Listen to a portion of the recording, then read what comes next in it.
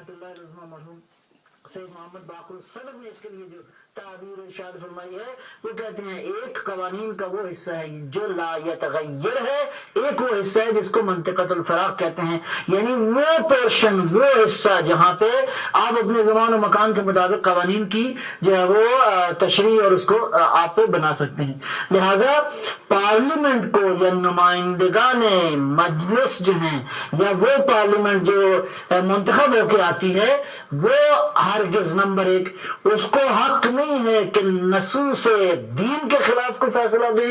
اور دوسرا یہ ہے کہ یہ اختیار ان کو حاصل ہے کہ لوگوں کی فلاح و بہبود کے حوالے سے اپنے ان قوانین کے اندر تھوڑی بہت رد و بدل کے ساتھ جو ہے وہ ان معاملات کو لے کر آگے چلیں۔ لہذا شورا کا وہ جو تصور ہے جس کو علامہ اقبال مرحوم نے بھی ایک انداز سے بیان کیا ہے کہ آج کا ان کا نقطہ نظر یہ ہے کہ موجودہ دور میں اجتہاد جو ہے یہ اس پارلیمنٹ کو حاصل ہونا چاہیے، بشرط کہ پارلیمنٹ کے نمائندے وہ لوگ ہوں جو کتاب و سنت سے آگاہ ہوں۔ لہذا یہ ایک صورت ہے، اجتہاد بھی ظاہر ہے اس منطقۃ الفراق کے اندر ہے، نہ کہ نص دین کے اندر، نصوص دین کے خلاف کوئی قانون آپ نہیں بنا سکتے۔ اب اسلامی طور پہ آپ رائے دیں گے اس شخص کو جو قانون دین کو، جو قانون الہی کو، جو حق حاکمیت پروردگار کو جو ہے وہ امپلیمنٹ کرنے کا ذریعہ قرار پاتا ہے۔ لہذا لوگ اس بات پہ ووٹ نہیں دیتے کہ دینی طور پہ کہ آپ پارلیمنٹ میں جائیں جو مرضی آپ کا دل کریں، نہیں، ایسا نہیں ہے، بلکہ لوگوں کی رائے اس لیے ہے تاکہ آپ جا کے قانون خدا کو جو ہے وہ نافذ کریں۔ اب اگلے مرحلے میں جب یہ پارلیمنٹ کے نمائندگان چلے جاتے ہیں، اب آگے روش حکمرانی، طرز حکمرانی کیا ہوگا، اور اس اعتبار سے قرآن کریم کی وہ جو آیت ہے ووٹ بنیادی طور پہ اللہ کے ان امتحانات میں سے ہے جو پروردگار نے یہاں پہ اور بھی ویسے ہیں، میں ابھی مختصر کرتا ہوں کہ ووٹ بنیادی طور پہ لَتُبْلَوُنَّ فِي أَمْوَالِكُمْ وَأَنفُسِكُمْ، تم سے جو اللہ نے امتحان لینا ہے تمہاری جانوں کا، تمہاری اموال کا۔ ظاہر ہے کہ وہ اسلامی اسٹیٹ اور وہ اسلامی علاقہ، وہ اسلامی مملکت، وہ اسلامی طرز حکومت یا سلطنت جس کے اندر مسلمانوں کی اکثریت رہتی ہے، وہ اگر ووٹ دیں گے اور یہ ووٹ دیکھ کے دیں کہ وہ کس کو اپنی رائے دے رہے ہیں، اپنا حق رائے استعمال کر رہے ہیں، کہیں ایسا تو نہیں ہے کہ ایسے شخص کو یہ رائے دے رہے ہیں جو کل کو آئے گا دین ستیزی کا نمائندہ ہوگا، دین کے خلاف یہ عمل انجام دے گا اور لوگوں کے اوپر، لوگوں کی گردنوں پہ سوار ہوگا، اسی طرح جس طرح کے اب یہاں پہ قرآن کریم نے جو تعبیر استعمال فرمایا کہ بسم اللہ الرحمن الرحیم لقد من اللہ علی المؤمنین اذ بعث فیہم رسولا، یہ انبیاء منکم ہیں، یہ نمائندگان الہی فیکم فیہم ہیں، یہ لوگوں میں سے ہیں۔ نبی اکرم صلی اللہ علیہ وسلم کی وہ کیفیت جو کہ کہتے ہیں کہ اگر کوئی بدو آتا تھا تو حضور اپنے اصحاب کے جمگھٹے میں بیٹھے ہوتے تھے اور آ کے پوچھتا تھا کہ من ہوا محمد، این محمد، محمد تم، یعنی گویا راہبر جو ہے راہبر عوامی ہونا چاہیے، اس کا انسانوں سے کوئی علیحدہ تعلق نہیں ہونا چاہیے۔ لیکن آج کے زمانے کے راہبر نہ منکم ہیں نہ فیہم ہیں بلکہ علیکم ہیں، علیہم ہیں، یہ تسلط کے خواہش مند ہیں، اپنی ہوا و ہوس اور لذتوں کی تکمیل کے لیے حکومت کو ذریعہ بناتے ہیں۔ خداوند عالم ایسے حکمرانوں سے اور ایسے نظام سے اور ایسے لوگوں سے ہمیں نجات کی جو ہے وہ طاقت عطا فرمائے۔ خداوند عالم ان کے شر سے ہم سب کو محفوظ فرمائے۔ قبلہ بخاری صاحب، ایک بات میں آپ کی خدمت میں عرض کروں کہ جمہوریت کا جو تصور یورپ اور ڈیموکریٹک سسٹم میں ہے، قبلہ کی باتوں سے اور کسی حد تک جو میں نے بھی بات کی اس میں یہ اسلامی تصور اس طرح سے نہیں ہے۔ ہمارے ہاں وہ حدیث اس کے ذریعے سے غیبت امام زمانہ میں حق حکمرانی جو ہے وہ مجتہدین کو اور علماء کو، جو کہ وہ بھی ایک اللہ ہی کی طرف سے ایک حدیث بیان کی جاتی ہے کہ الناس مسلطون علی اموالہم، لوگ جو ہیں وہ اپنے مالوں پہ مسلط ہیں، یعنی اپنے مال اور اپنی جان کے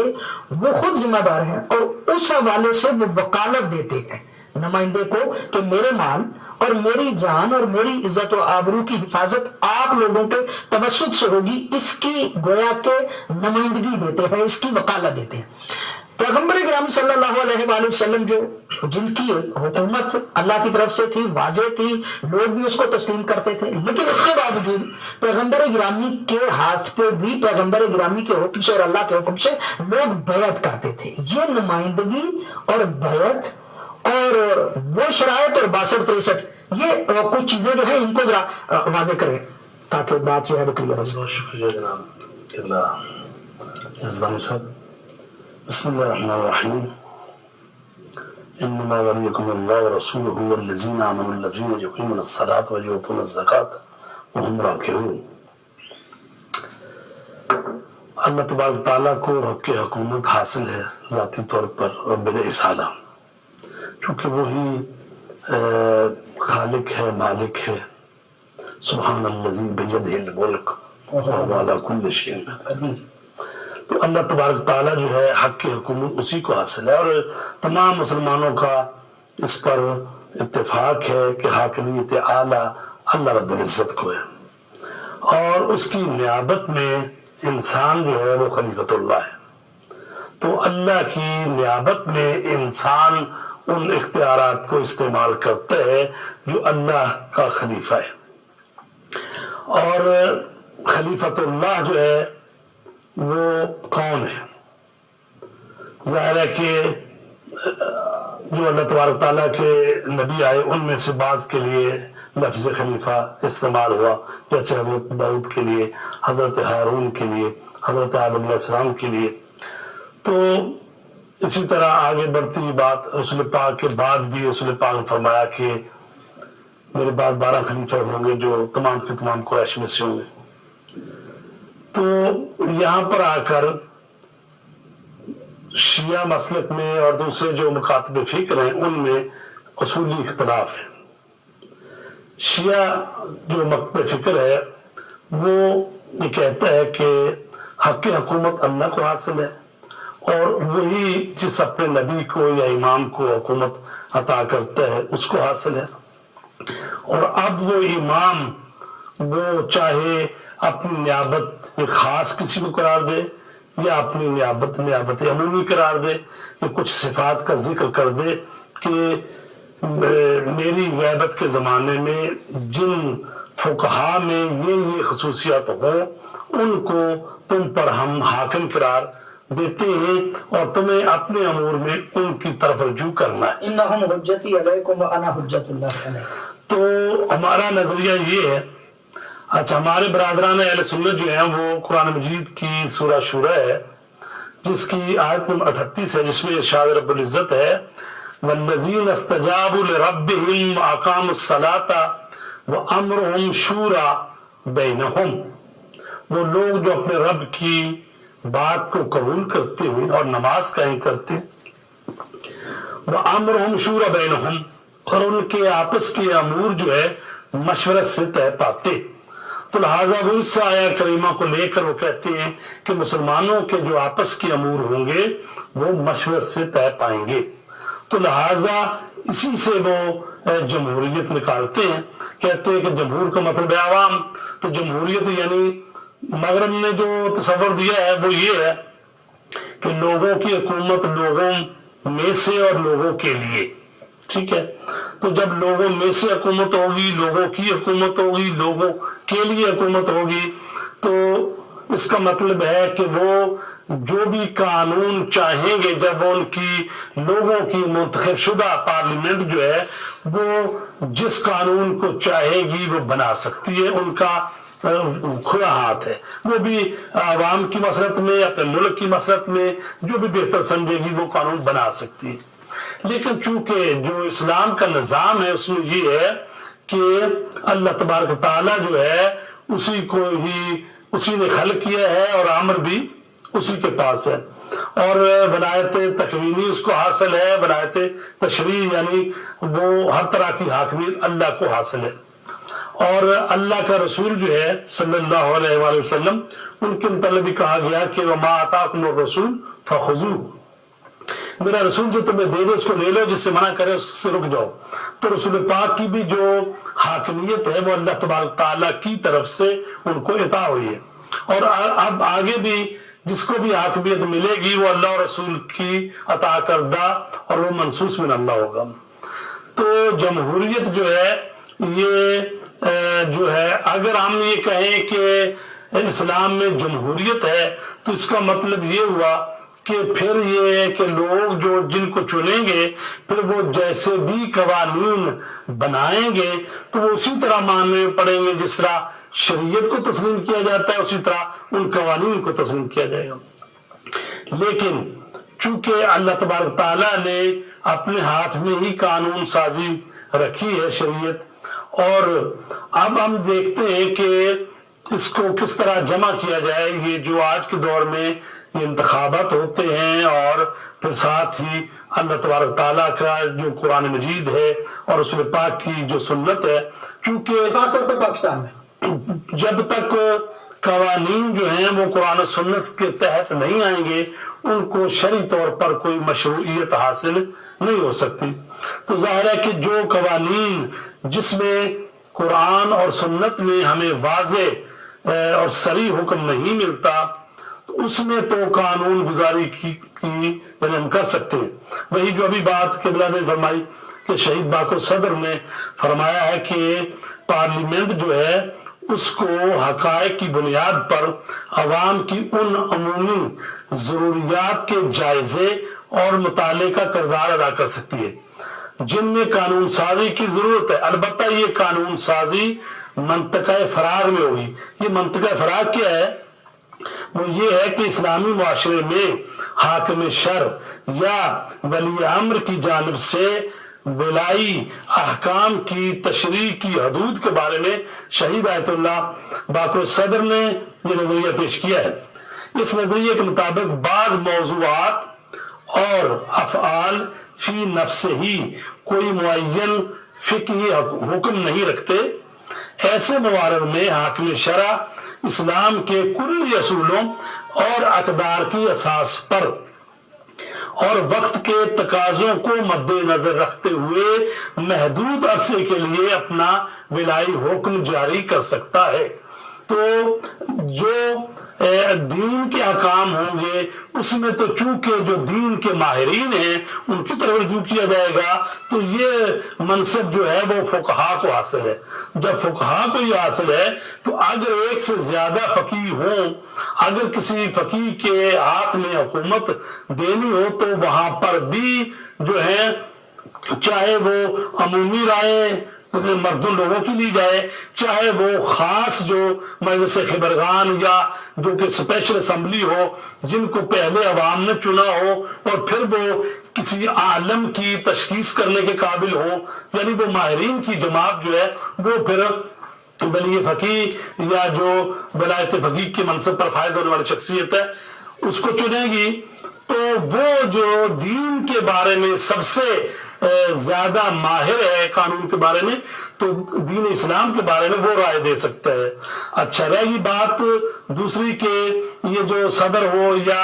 جو انتظامی شعبہ ہے قوہ اجرائیہ جو ہے اس کے لیے چونکہ آج کے زمانے میں جو باقی سب حکومتوں کے مختلف انداز ہیں، کہیں صدارتی نظام ہے، کہیں پارلیمان ہے، کہیں آمریت ہے، کہیں کوئی نظام ہے، تو جو ابھی تک بہترین نظام ہے وہ جمہوریت ہے۔ چونکہ اور یہ ایسا نہیں ہے کہ جمہوریت جو ہے اس میں لوگ جس کو چنیں گے وہ اس کی مشروعیت آ جائے گی یا وہ ثابت ہو جائے گا کہ وہ شخص جو ہے اس کی حقانیت ثابت ہو جائے گی، ایسی بات نہیں ہے۔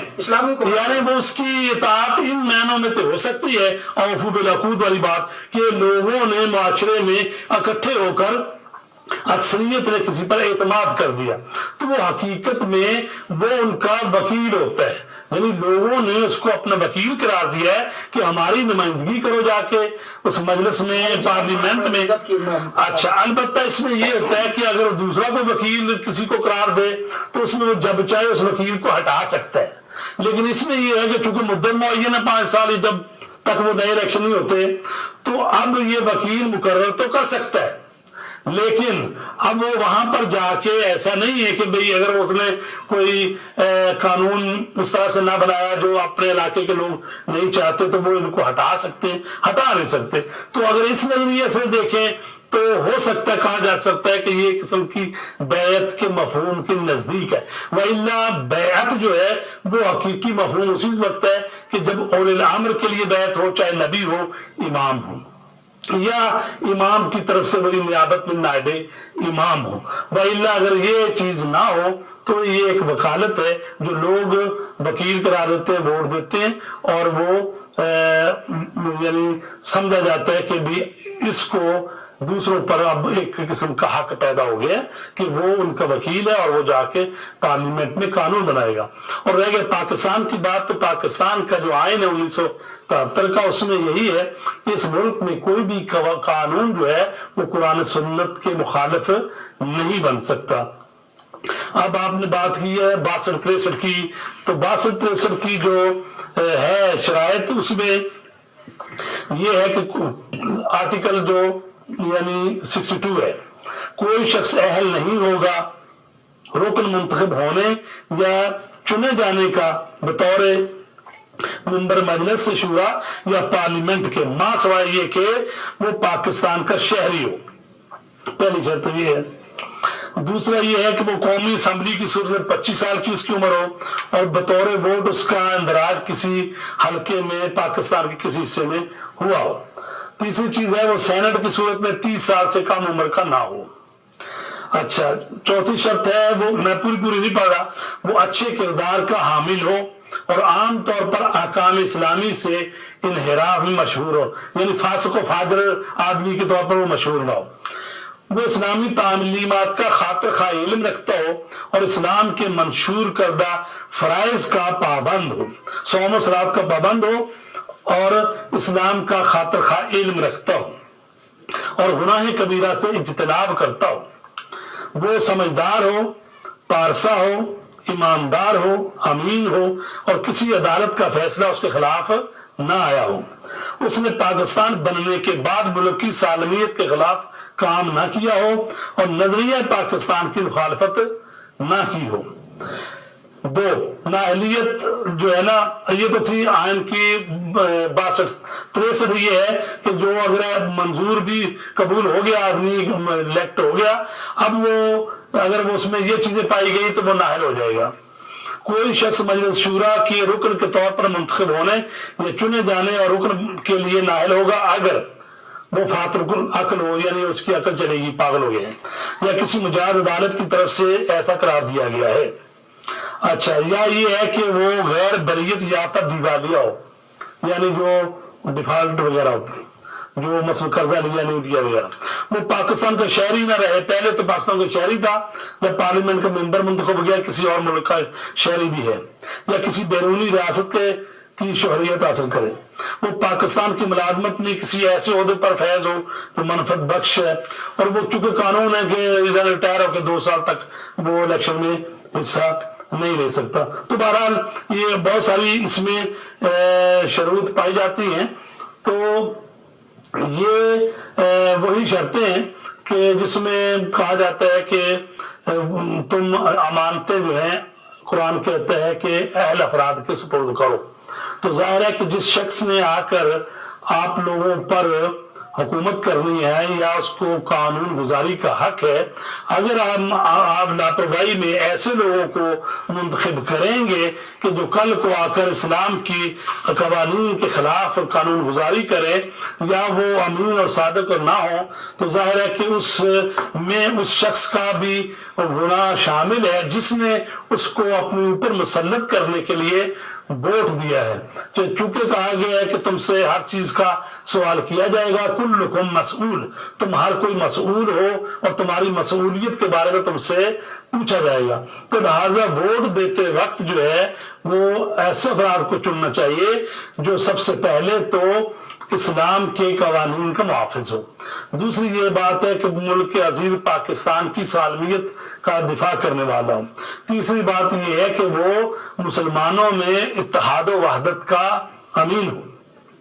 اور چوتھی بات یہ ہے کہ وہ خود بھی صادق اور امین ہو اور لوگوں کی امانتوں میں خیانت نہ کرتا ہو، اس کا ماضی دیکھ کے اور اس کو ووٹ دینا چاہیے۔ تو یعنی خلاصہ یہ ہے کہ اسلام میں نہ تو مغربی جمہوریت کا تصور ہے اور نہ ہی یہ ہے کہ بالکل کسی سے پوچھو ہی مت اور آدمی ضیاء کی طرح ڈکٹیٹر بن کے آ جائے۔ اور کس کو دینا چاہیے یہ کہا جا رہا ہے بریک کے لیے، ووٹ کسے دینا چاہیے؟ جو صادق ہو، جو امین ہو، جو اسلامی اقدار کا محافظ ہو، جسے اسلام